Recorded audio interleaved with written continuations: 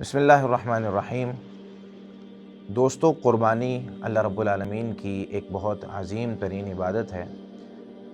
تقرباً اللہ کے قریب ہونے کے لیے اللہ تعالیٰ کے راستے میں اونٹ، گائے، بھیڑ بکری کی قربانی دینا یہ اللہ رب العالمین کو بڑا پسند ہے۔ نبی مکرم صلی اللہ علیہ وسلم کی زندگی میں آپ صلی اللہ علیہ وسلم ہمیشہ قربانی کیا کرتے تھے، اور بہت سی حدیث میں آپ صلی اللہ علیہ وسلم نے اس کی ترغیب بھی دلائی، اور صحابہ کرام نبی مکرم صلی اللہ علیہ وسلم کا عمل ذکر کرتے ہوئے فرماتے ہیں، جیسا کہ صحیح بخاری اور صحیح مسلم کی روایت ہے۔ سیدنا انس بن مالک رضی اللہ تعالیٰ عنہ فرماتے ہیں، ضحى النبی صلی اللہ علیہ وسلم بکبشین املحین، نبی مکرم صلی اللہ علیہ وسلم نے 2 مینڈے جن کی رنگت اور کلر جو ہے وہ کالا اور سفید تھا، نبی مکرم صلی اللہ علیہ وسلم نے انہیں ذبح کیا، ان کی قربانی کی، اور آپ صلی اللہ علیہ وسلم نے اس کو اپنے ہاتھ سے بسم اللہ اللہ پر کہہ کر قربان کیا۔ اور قرآن کریم میں اللہ رب العالمین نے یہ بات ارشاد فرمائی ہے سورۃ الکوثر میں، فَصَلِّ لِرَبِّكَ وَانْحَرْ۔ سیدنا عبداللہ بن عباس رضی اللہ تعالیٰ عنہ فرماتے ہیں اس کی تفسیر میں کہ عید الاضحیٰ کے دن قربانی کرنا اس آیت میں، وانحر اس آیت میں یہ اس طرف اشارہ ہے۔ یہ تو میرے بھائی بات ہو گئی قربانی کے حوالے سے، لیکن ہمارے معاشرے میں کچھ لوگ یہ سوال کرتے ہیں کہ بھائی قربانی کا جانور اللہ کے راستے میں ذبح کرنے سے بہتر یہ ہے کہ آپ اس کی رقم غریبوں میں بانٹ دیں۔ یہ ایک عجیب سا سوال نظر آتا ہے۔ کیوں؟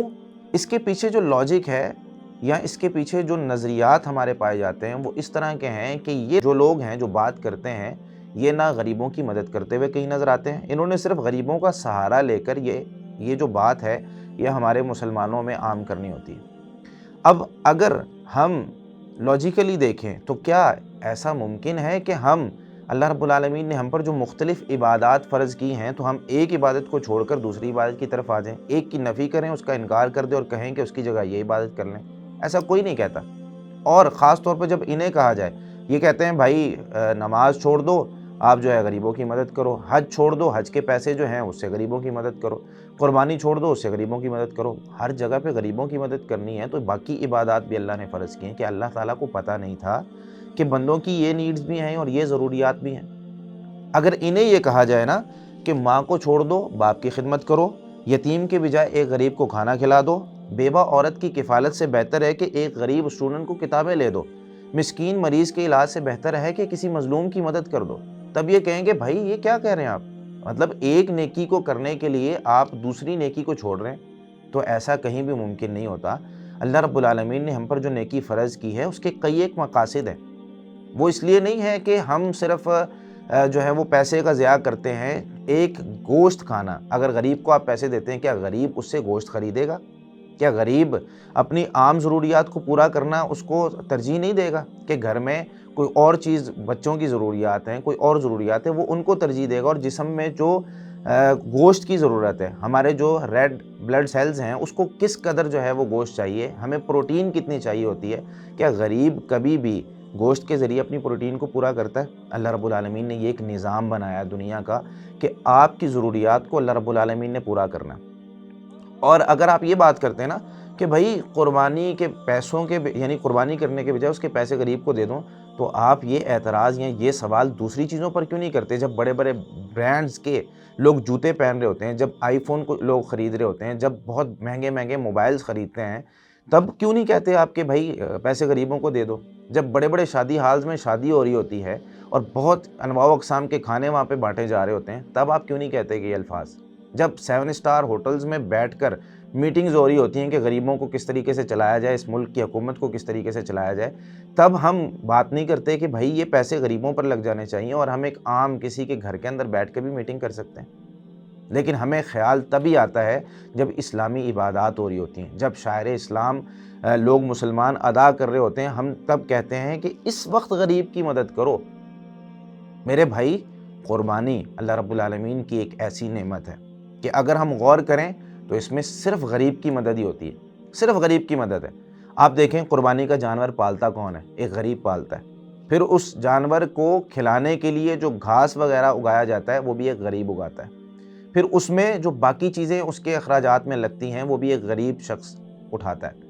پھر قربانی کے جانور کو وہاں سے منڈی تک لے کر آیا جاتا ہے تو وہ جو گاڑی، جس گاڑی میں اس کو لایا جاتا ہے وہ بھی غریب کی گاڑی ہوتی ہے۔ پھر منڈی میں کھڑا کرنے کا جو کرایہ لیا جاتا ہے وہ بھی غریب لیتا ہے۔ پھر منڈی سے گھر تک لانے کے لیے بھی غریب ہوتا ہے۔ پھر قصائی جو قربانی کرتا ہے وہ بھی غریب ہوتا ہے. پھر کھال نبی صلی اللہ علیہ وسلم نے بیچنے سے منع فرمایا، اس کو صدقہ کرنا ہے، وہ بھی غریب کو دینی. پھر کھالیں جب اکٹھی ہوتی ہیں، وہ مختلف قسم کی فیکٹریوں میں جاتی ہیں، جوتے اس میں بیگز بنتے ہیں، مختلف قسم کی چیزیں بنتی ہیں، وہاں پر بھی غریب کام کرتے ہیں. پھر گوشت کے بارے میں نبی صلی اللہ علیہ وسلم کے جو احکامات ہیں، کلو وادخروا وتصدقوا، کھاؤ بھی، ذخیرہ بھی کرو اور صدقہ بھی کرو. اس وقت غریب کھاتا ہے، اس کو صدقہ کیا جاتا ہے، اس کو غریبوں کو دیا جاتا ہے. ہر محلے میں بے شمار قربانیاں ہوتی ہیں، تو ہر غریب کے گھر میں اگر وہ پورا سال بھی گوشت نہیں کھا پاتا تو کم از کم عید کے دن وہ ضرور گوشت کھاتا ہے.